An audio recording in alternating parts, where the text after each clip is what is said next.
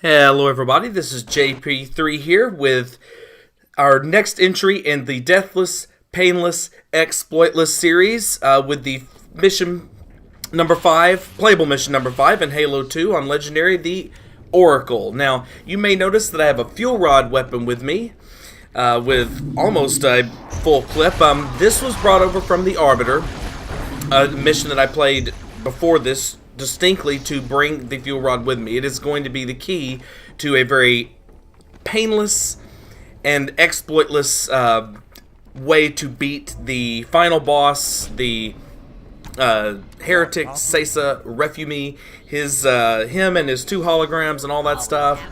So we'll get to that at the end, and I'll be carrying that fuel rod with me the whole time. I'll talk very briefly about, I guess, how I bring it through, but right now, as we get set up for the next couple of battles, I wanted to show you real quickly what I like to do. I like to get the fuel rod and the carbine really close to the door, because ultimately I'm going to walk out with all 3 of the weapons that you see right now, juggling one of them to the elevator, which we will get to in a little bit. As for right now, though, I want to have the sword and I want to have the Sentinel beam. I'm hoping to try and keep my elite allies alive. The grunts, I do hand them the plasma rifles, but they don't usually make it. But yep, I think I just shot that one accidentally. But they don't usually make it. But if they do, it'll probably be because they have better weapons than the plasma pistol. I give the plasma pistol over to Ratas Vadum or Vadami, depending on his rank at the time. At the time, I guess it would have been Vadami. I don't care what he has; he's invincible. It really doesn't matter. Yeah, you can see ultimately the grunts. It really doesn't matter whether you have them on the gun a lot. But I really like to have the 2 elites. Now, I could give both elites swords, but I think that it's good to have them one with the close range sword and another with the carbine. The carbine they can use to help you snipe blood that are coming down into the elevator. So I think I got hit by my own guy there. So now what you're seeing me do is juggle the fuel rod into the area here, and I'm going to kind of stand back here and be very careful with how I fight this. With these 2 elites and their tendency to throw grenades, you really need to be very careful with where you stand and what you do. That's okay. I like to make sure that's firmly on that elevator. Now, when you get up to the elevator, the first thing you're going to do once you take out most, if not all, of the flood on it, once you kind of cross that threshold, you're going to get 2 sets of 2 Sentinels coming down from the sky. They are extremely important to kill because they are the biggest threat to your sword-wielding elite, who has no real defense against them.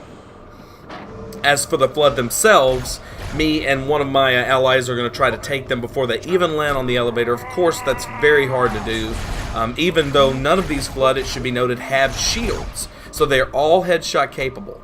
That being said, it's still not a guarantee, of course, that you're going to headshot them. But what I like to do on this elevator ride the whole time, as best I can, is I try to keep those 2 areas. You see the 2 spaces in the wall there? That's the only place that, for the most part, the flood will be coming from. Now, they may get trapped and they may be hidden on your elevator and stuff, but that's where they're originating. So I like to keep that in front of me, so as the elevator turns, I turn myself towards it. Not only does that give me a better chance to snipe them, but it also presumably gives me a better chance against being backsmacked by the flood, which, by the way, is an insta-kill even on easy difficulty in Halo 2. If they get enough of you. So from here on out, you're going to see the combat play out as it would with that strategy generally in play. 1 elite with a sword, 1 elite with a carbine, and me with the carbine and the sword both, being ready to take on enemies from distance with the carbine, and anybody that likes the up close and personal, I'll take out with the sword, or maybe a grenade stick, as you saw earlier on. So I'm going to slow down and just kind of let this play out as it normally does. Nothing real revolutionary here, that's for sure.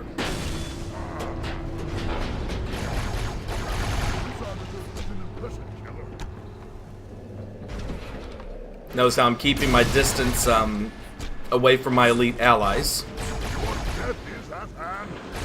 best not to go and try to break up flood bodies, even though you will see some of these infection spores come from those canisters whenever they are destroyed. But I err towards staying towards the back of the gondola, if you will, or this elevator, if you will. Again, keeping those two places in the wall where the flood are spawning in front of me, and keeping myself away from any potential grenades or flood jumping back smack things. Also, the needles that can come and all that stuff, it's a little bit better to be, the needles from the flood, a little bit better to stay at the back and keep yourself in at least some form of cover. Now, about halfway through this, you'll get to this point, not about halfway through, but about 40% through, you'll get the Sentinels coming in the second time, and notice how they very quickly take out the Sword Elite, because I wasn't doing a great job of protecting him, and for some reason my Carbine guy, who has the defense against them, is in cover. I don't even see his shields down, whereas the Sword guy is out. So, you know, if you've watched my videos up to this point, you probably realize that I am not a big fan of relying on the AI at all, and this is a great example of why. Again, simply put, the wrong guy's in cover.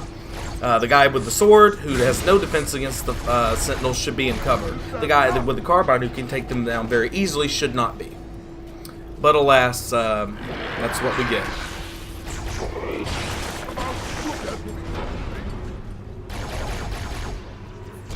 And if you're playing this on MCC, feel free to spam that Carbine as much as you need to, especially if you've got a decent amount of ammo for it. And I've had a couple of carbines lay here and find their way onto the elevator and make it possible for me to, again, be pretty liberal with it. As you can hear, our friend there is spamming the holy hell out of it, which is very nice. Desired. I just wish he would have been doing that towards the Sentinels before they got his buddy there.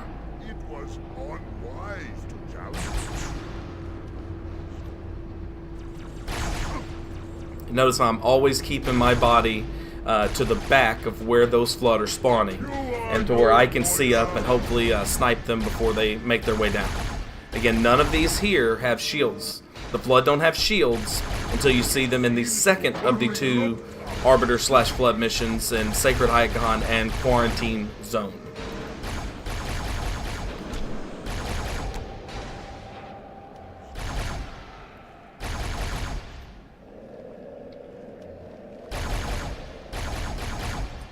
Some can be harder to snipe than others. Now this is the hardest part of the elevator ride, is that you have flood that tend to kind of spawn a little bit more frequently at this juncture where the door, and two will come through that door. And while at the same time the Sentinels are coming in, but you know, for whatever reason the Sentinels seem to focus much more on you than they do on the flood until you're actually off of the elevator. I try to get off the elevator very fast, because if you don't, the flood will continue spawning through that door in groups of two.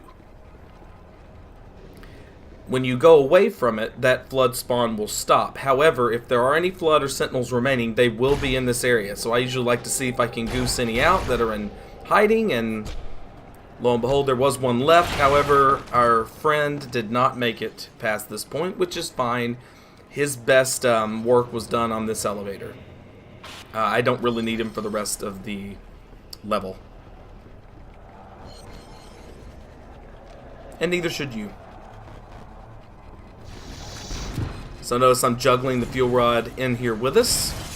Now, because I came and opened, or got close to and or opened that door before I went backwards, I actually started the timer in this combat area for these flood to come down from the ceiling.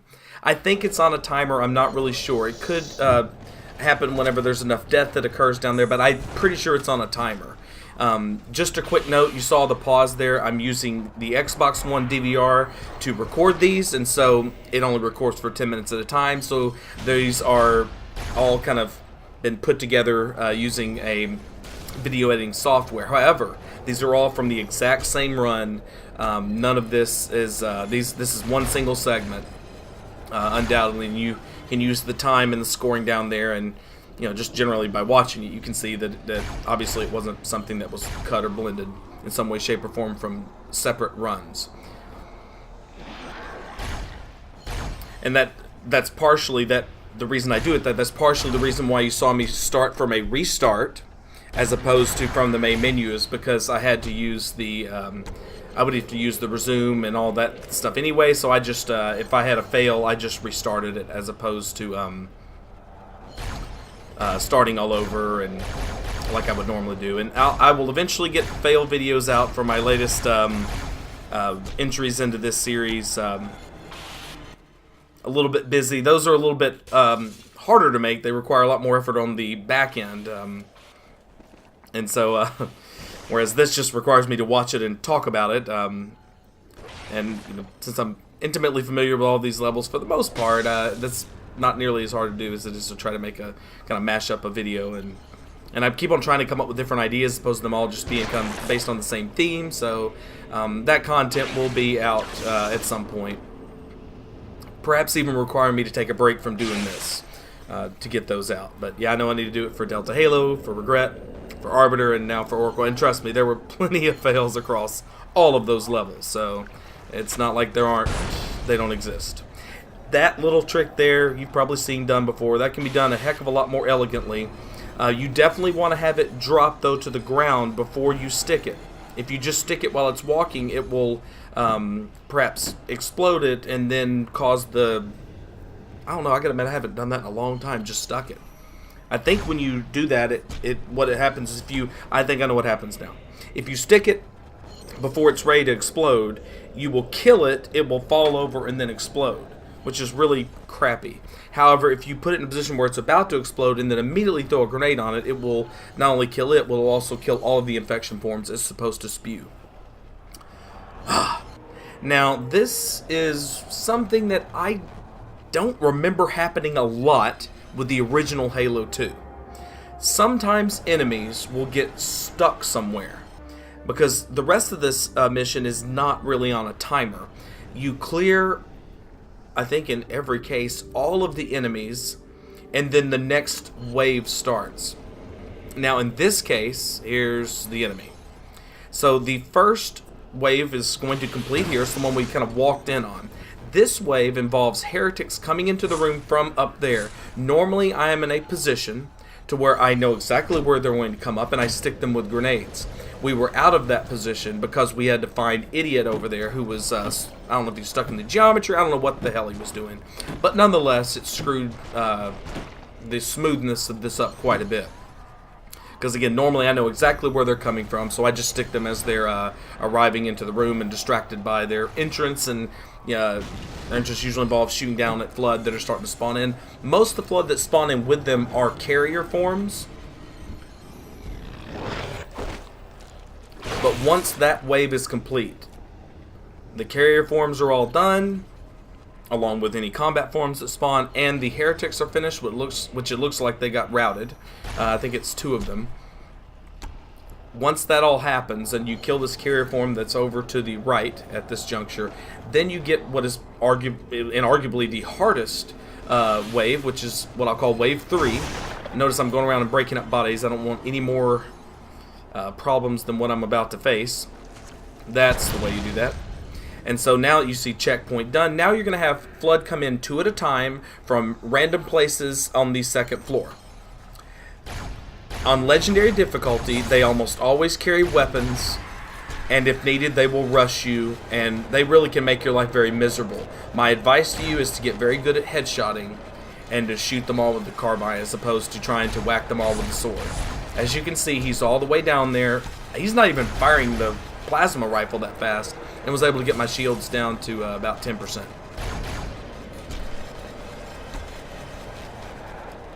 And so we got a lot of Flood with weapons, and they will fire them. And then you have the rushers that come in too. So it really is a time where you just want to get them down as soon as possible. That's really the main goal here. Staying back in this position gives you the safest method of doing that.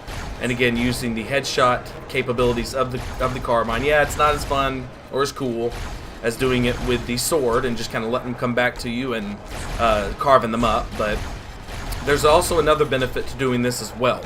So once you killed all of these enemies in this third wave, the Heretics, 2 Grunts and 2 Elites will come through the door at the far end of the chamber. I really would rather the Flood win that battle. The way that they can win that battle, because all that spawns to fight them are carrier forms, usually the way they win that battle, the Flood wins that battle, is by combat forms being resurrected after being shot by the Grunts and their turrets, or the Elites and the turrets. So once they do that, oftentimes they will go and they will find the combat forms that I've been shooting. Then the combat forms will rush the Heretic position. And usually they will at least severely soften up the Heretics. I'm watching them now, and to be honest with you, my advice to you is, if you want to, feel free to go ahead and tilt this battle towards the Flood, because again, once the Flood in Halo 2 resurrect, I'm almost positive that they do not pick up weapons that they dropped, or at all. I don't think they, to be honest with you, if they resurrect, I don't think they pick up weapons at all. But notice how easy they are to take out compared to the shielded Elites or the smaller Grunts. Yeah, I don't see any of them carrying weapons.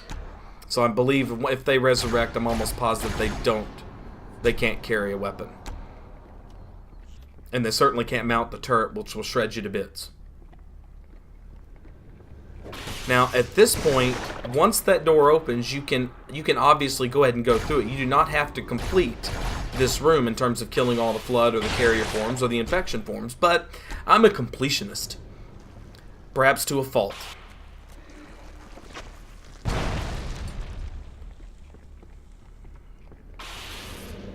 Don't forget your trusty fuel rod. Now this is where having the fuel rod and using that strategy for the final boss fight hits its, I guess, peak of difficulty.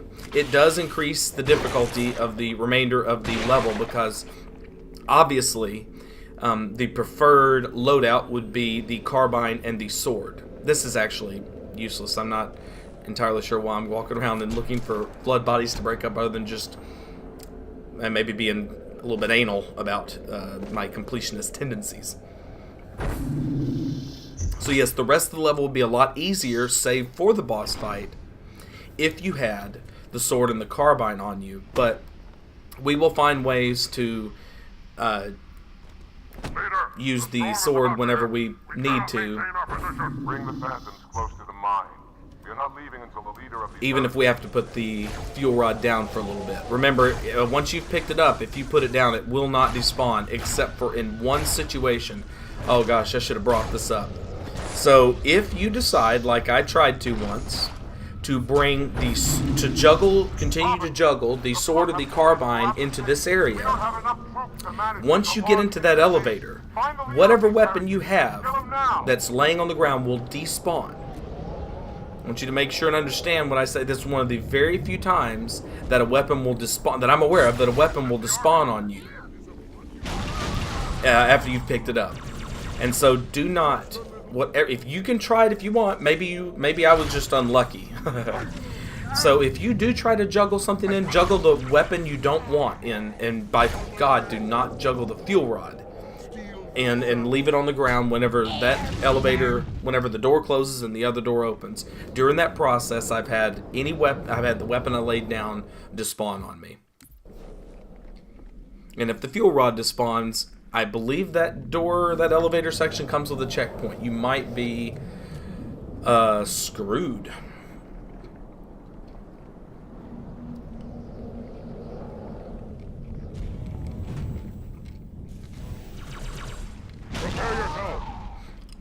I'm usually a little more careful going through here whenever my allies are alive. They do a great job of taking care of enemies, but they will stick you with grenades. They will mess up any attempt at stealth that you try to have if they see the enemies. One thing to definitely not do in this area is jump when you're near that edge over there, because sometimes the enemies will subtly nudge you off, or you might land on them and get awkward and backwards, and then all of a sudden find yourself falling into the abyss. Not a fun way to die. So my strong advice to you is just to be careful and let your guys lead if they're still alive. It's really, it really just, it can make this part harder or easier, depending on how you like to play, and to have your allies alive through here. So I just try to stay behind them as best I can. How long will you hide, cowards?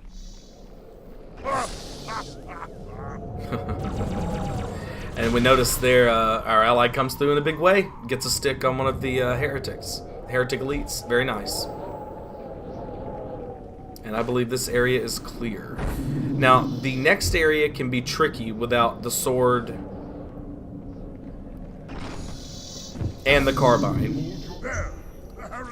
So notice the heretic leader runs off. Now, you know, you probably know this by now. There is absolutely not one way to kill that guy, and even if you were able to kill him, he still appears in the final for the final boss fight. So don't run off chasing him. Once you kill all the enemies in this area, then you will skip to an in-game cutscene or an in-level cutscene.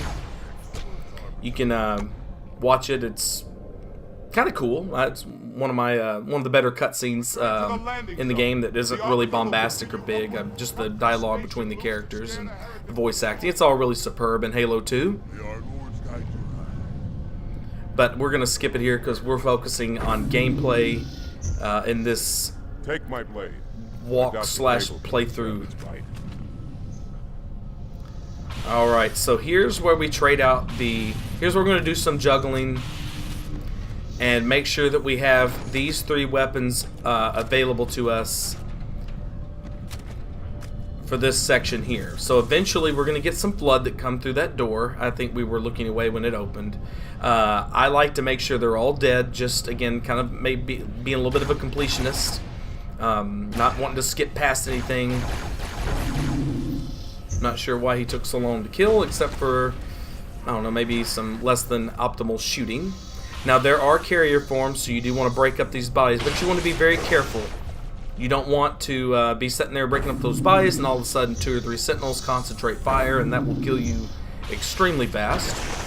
Or having a flood form come down and backsmack you again, even on easy difficulty. That's a one-shot kill for God knows what reason. So just be pretty careful here. This is actually a deceptively tough part because of the cheap death potential here. And so, it will also be very similarly as such whenever you come back from cutting the cables in this room. Now, if we had a sword and our carbine during the second half, which we won't, you'll see what I do there, then it would be a little bit less tricky. But yeah, it's the second part that the first time in this level, you really feel it. Not having to juggle that carbine through, because unfortunately, I'm not sure where, but I know that you can't leave it. You cannot leave a weapon near the elevator and expect it to be there when you get back. Again, another time where there's a weapon despawn when you put something down, but I've always kind of thought of it being slightly different, as that the level kind of refreshes or reloads in some way, shape, or form when you come back to it. But yeah, if I put a carbine, I put a carbine right by the elevator. It's gone whenever I come back. So when we come back, we're going to have the sword, and we're going to have the fuel rod cannon, which is much more difficult than having the carbine and fuel rod cannon, having to forego the sword. But I do want to use the sword here.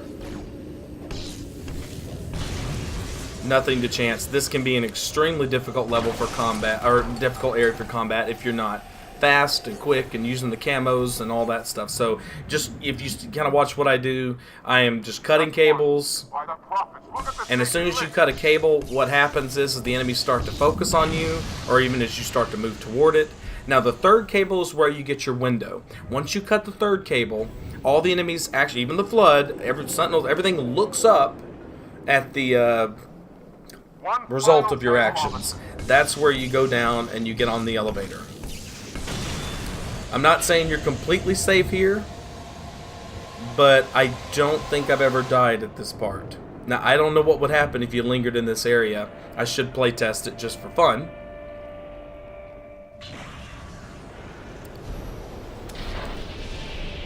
But I do know that, you know, doing what I did just there certainly guarantees your safety, getting out of there pretty fast.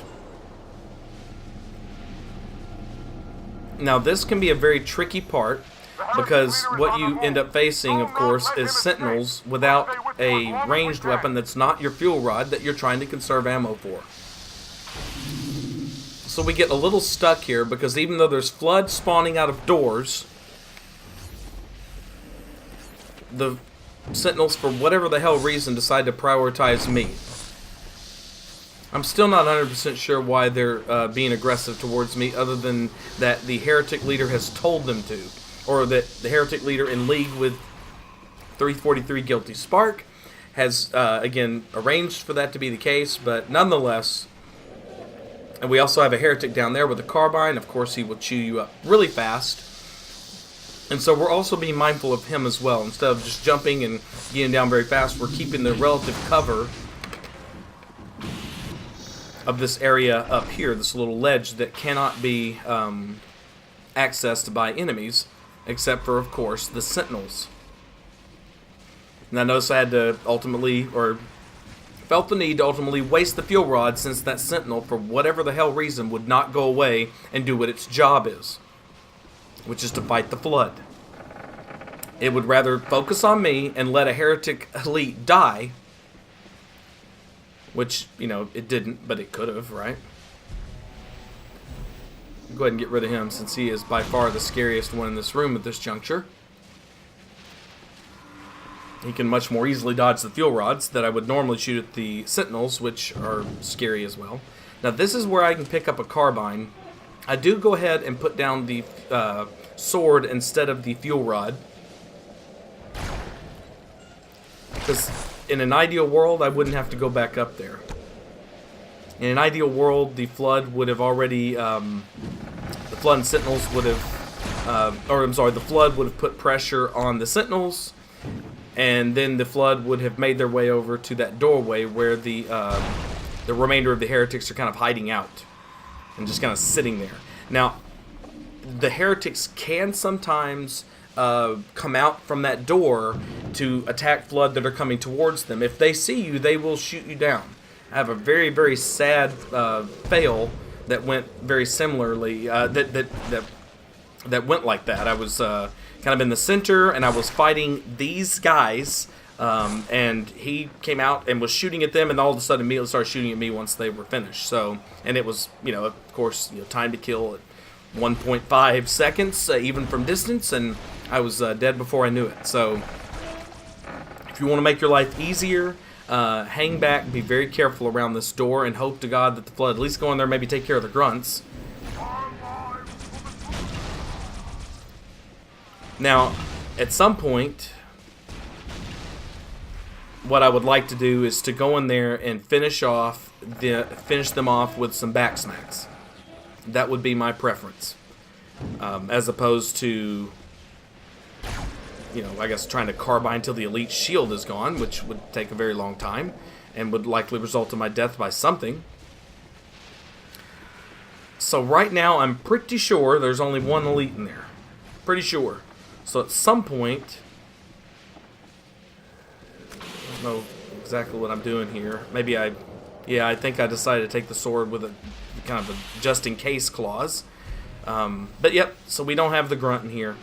So that's essentially what I've done. Once I came out of camo, I would have had the one-hit kill sword on the grunt for the grunt. But there was no grunt in there. Alright, so this room is clear, which is awesome news. Now we can move on. So I would turn on the old graphics for almost every part of this level, because the lighting, except for right here. For some reason, this part here, it's darker to see when that elevator comes up. So once it comes up, then it starts going back down. I believe it starts to get dark again. I hope I didn't mean that this is the only place I would use the new graphics. There are parts at the end I would as well. But here, we go right back to the old graphics, and we see something that's kind of rare. It happened a lot more in Halo 3. But we see an infection form that has essentially given up on its host body and decides to do something else, which was actually a very awesome thing since we don't have a sword. And I really don't want to waste any more fuel rod.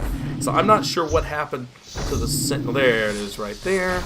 So we're going to put it down, and I believe that's all the Sentinels in this area. We got a flood, but we got a nice, fortunate headshot. So here, you might have, still alive, 2 elites with ranged weapons. They may all have carbines, the ones I'm referring to, and grunts with needlers. But that's what remains of that force. Now, what will always spawn from the door, however, once you get close enough, are 2 sword-wielding heretic elites. They are by far the least of our worries, and so we take them out as such. Now, if for some reason you're worried about wasting grenades, do not. There are plenty of grenades lying around. There's 2 right there. Whoa. You can also, but if for some reason you're worried about that, I mean, you could have fun with them and let them swipe at you, and then, you know, hit them with a back smack. You can needle, you can get a super combine on them with a needler. I like to stick with the tried and true grenade to the face. Now this part, little tiny cutscene there, you get on into the Banshee, but make no mistake, this is not an area where you want to fly around and do a lot of space combat. It's pretty boring. The physics are definitely new and different, and best thing to do is just shoot right over here. There really is nothing out there for you. Now, once you get into this section, for the most part, I go with the new graphics. I don't know if there's a part where I switch to the old graphics, except for, well, we'll see. But this is pretty much all new graphics territory here.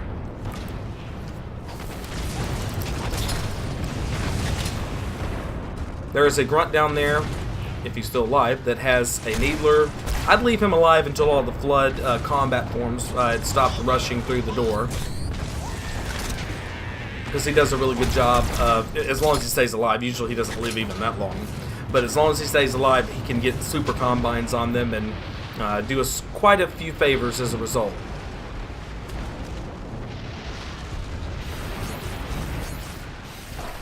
Now normally, you know, I'd use my grenades, but I'm going to try to conserve those for later battles, just in case I need to conserve them. And again, the Sentinel Beam does a really good job against the tiny little infection forms. You know, not having to shoot them individually and all. Now, oh gosh, I remember now. I hadn't watched this in a couple of weeks. Oh man. Alright. So this next room goes all kinds of wrong. And this is a very, very rare outcome. But it's good because you get to see what, in my opinion, is by far the worst case scenario here. So in this room, normally you will find yourself fighting Sentinels. And there's one elite that mostly spends most of his time running away into the other area and blah blah blah. Well, for some reason, I've never seen this before. I don't remember ever seeing this truly. The Flood won the battle, and because the Flood won the battle, I was wholly unprepared for how many of them would come through, how many would spawn. Is it an infinite spawn? It was a really interesting thing to have happen here, because I had never seen this before that I can recall. So now we're not about conservation anymore. We're about making sure we stay alive and, I don't know, make sure this video doesn't extend out for hours. See, I've never seen this before. Ever. I've never seen, I don't remember this ever happening before. And so one thing that must have happened is that one of those gas energy boxes must have exploded. If they explode, which I'm not sure by what means they did, I imagine it was these guys doing, but if they explode near the Sentinels all kind of EMP, they all fall down. Now they're not dead, and they don't get back up. I mean, as you saw, the Sentinel was lying on the ground just sitting there, and it started shooting at me at some weird-looking angle. But it's pretty much easy pickings for the Flood. So I guess that's what happened. Somehow, some way, this very rarely ever won by the Flood battle actually was won, because one reason or another, one of those gas boxes exploded, and we got Sentinels in a very precarious position to take on the Flood. Essentially bound to the ground. Now, this elite is actually still here, so it didn't even get rid of probably, I guess, the scariest thing in this room, even though you rarely ever have a problem with him. If he doesn't see you, he seems to be programmed, or his mindset seems to be solely on getting the hell out of here. And so usually you can stay behind him, usually you can backsmack him, you can stick him in the next room. There's a lot of different ways to deal with him. But again, I'm moving to this room at a relative snail's pace because I don't know what is going to happen. And to be honest with you, it was kind of cool to get this outcome in retrospect, because with this outcome, we got a chance to see, I guess, what it would be like if the Flood ever won this battle. I'm not going to lie to you, I didn't even know the Flood was in this room. I didn't know that this was a battle that could be won. I've never came into this room, I'm almost positive, and it not just be Sentinels. So, really interesting turn of events there. So we're going to get the hell out of here as soon as possible. Now, during this section, this is where you'll see a mixture of Heretics and Flood, and that grunt almost always dies, but I'm pretty sure from this point forward it's a mixed bag. Sometimes the Heretics will win, sometimes the Flood will win. I think I get a lot of Flood winning the battle here, which kind of goes along with what we saw in the other room where the Flood won that battle. I mean, I'm not gonna lie to you. I know that the Flood enemies come through those doors whenever you stir things up. I mean, because the way this room is set up, it is extremely difficult to use your mini-map to figure out where you're being attacked from, or where the threat's at, or how immediate the threat is. And without a sword, I can't break up these bodies, so I resort to a really, really wasteful strategy to get rid of them, because the last thing I want to have happen, and I did have it happen in an attempt to play through this, is the last thing you want to have happen is to have one of those combat forms reanimate and then backsmack you. It is rough. I wouldn't even call it cheap. It just is what it is. It only feels cheap perhaps because this is the only, I think this is the only Halo where they do have that hard ping on you. Alright, now we get a sword, which is just awesome. With a sword, we can now break these bodies up. But of course we got to get to it first. Again, the Flood won in a rout in this in this whole area. Oh goodness, and look at this, we got another one coming for us too. Yeah, they won in a rout. It doesn't seem like the Heretics were able to put up any kind of defense at all. So we're just getting them unmitigated through these areas.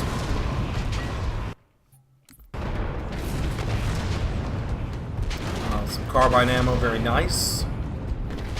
And we get another Flood coming through that door. I kind of forgot about him. I'm a little surprised he came through when he did, though, because normally he'll come through whenever kind of enough noise is made, but we were really quiet through there, so I guess he was hiding like a coward back there.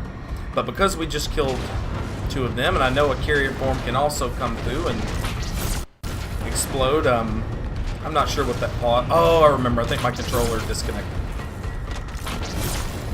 And I'd cut the section out where I just kept it recording because I don't know, I think I grabbed batteries from another controller. Either that or it was one of the Xbox Live disconnected ones. I don't know, I cut it so quick there I couldn't see what it said. Oh my gosh. There's more and more. And again, I'm not ultimately scared of anything other than just the backsmack or being overwhelmed by, you know, multiple Flood and not having the sword available to quickly dispatch them at close range. This is normally a choke point here where you have some Heretics that can make your life a little miserable, but again, the Flood are winning everything in a rout here. They actually win this battle too, which this is a battle that I would definitely prefer they win. It looks like there's some infection forms there on the ground. Those are the red dots there. And again, the carbine is not going to be necessary in the final boss battles, so it's really only necessary to help us out here. So I'm not worried at all about spamming it. And of course, there's elites up there that have carbine, but we shouldn't be able to get to it until this battle's over anyway. So, you know, I wasn't necessarily trying to. I mean, it'd been awesome to get that Hail Mary stick, but the main thing I was hoping to do is try to take down his shields or weaken them enough for the Flood to win that battle. And we actually help the Flood out there and take out the Heretic, who's much, much more dangerous than the Flood form in and of itself.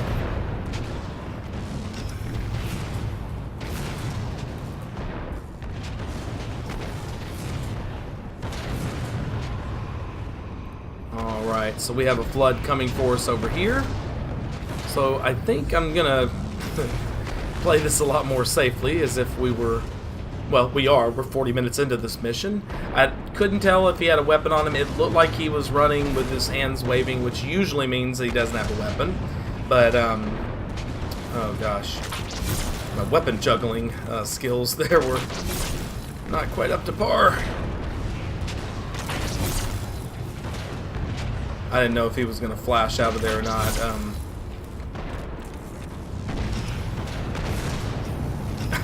How it got through there. So I dropped the fuel rod instead, I think, there, and take out my Flood killing weapons. Not sure. I guess I brought it in here just in case, because I'm... Yeah. Didn't appear overly concerned.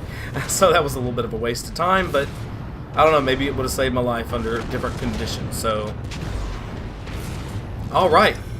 So here we are. So I'm going to try to describe best how to do this. Forgive me if I'm off a little bit. You can do your own playtesting or watch some other playthroughs here. So first things first, you want to take out the two holograms immediately. Bam! We missed them the first time, but that's fine. Go into camo while we reload. We're going to find the Heretic and take him out. All we need to do is hit them once. Now we're going to get on top of the Seraph, and as soon as you hear him start talking, count to 8. Once you find him. 1, 2, 3, 4, 5, 6, 7, 8. Now I'm not going to count again. Look and see if you can find him in one of the holes. You probably know this routine a little bit. Now the next one you want to count to about 13 as soon as you hear him start talking. It's very hard to hear him talking in the MCC version of this game. So instead of using the words that I used to use before to know when to start shooting, I've just started counting. This one is, as soon as you hear him start talking, it's about 13. 12 or 13. I'm not sure why he started shooting at us, because we scored hits on him. So just be mindful of that. Now, for this one, as soon as he starts talking, not Guilty Spark, as soon as he starts talking, then count to 12 and start firing.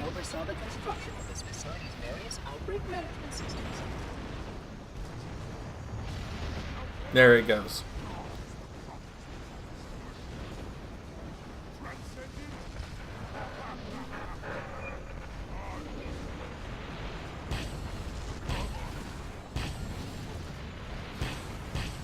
And, you know, with the last one, obviously, you can spam it.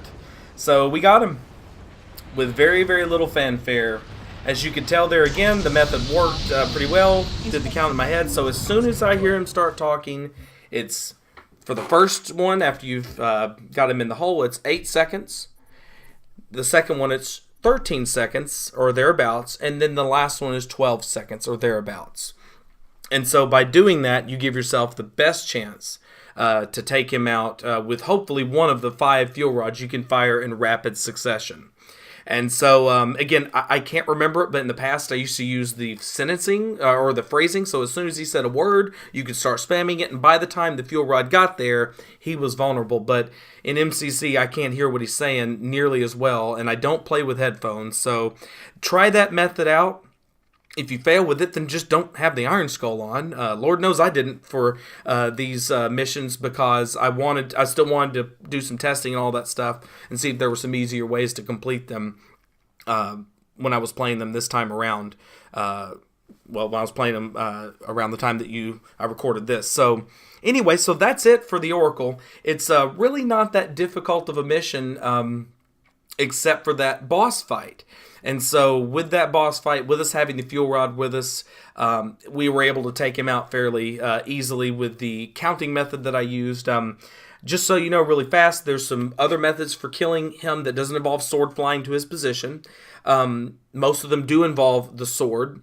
I personally found trying to kill him as he comes out of one of the holes there with the sword, trying to kill him or hit him before his minions, his holographic minion spawn, I found that to be very random and very difficult. I've seen people do it very well. I've been able to do it very well for maybe one or two of the rounds, but sometimes he just flies in an erratic pattern. There's no guaranteed way to predict it, and without the sword lunge, even without the flying, without the sword lunge of the original Halo 2, in my opinion, it's best to use the fuel rod. Now, one strat that another Halo walkthrough person, Master Llama, used involved the Needler. Now, so if you can bring Needlers in there, that might actually work really well. Master Llama made it look really easy, so that may be another way to do that. And then you don't have to juggle the fuel rod, but then you have to juggle the Needlers. I'd probably bring two in there, but you might be able to get it done in one. So that's another strat that doesn't involve playing the Arbiter beforehand. But anyway, so we're done with the Oracle. Next up will be Sacred Icon, which will be interesting. And I don't know if... Yeah, I think I've got a pretty good video for Sacred Icon to show you how to do that painlessly. Which I was a little surprised. I always thought that maybe with the shotgun flood running around, that there'd always be a chance I could get killed pretty fast with them. But I think the video shows off a pretty decent way of handling it. So nothing revolutionary, just a decent way, mostly patience based. But well, this is JP3, getting ready to finish out here. Please like if you do, and subscribe if you want more content, and click the alert button if you want the videos to definitely come to you. Please add comments, questions, concerns, praises, detractions, criticisms, whatever you want. Just be sure and talk about what you've seen here if you do have the chance. This is JP3 signing out. Enjoy your weekend and have a lovely day, and thank you very, very much.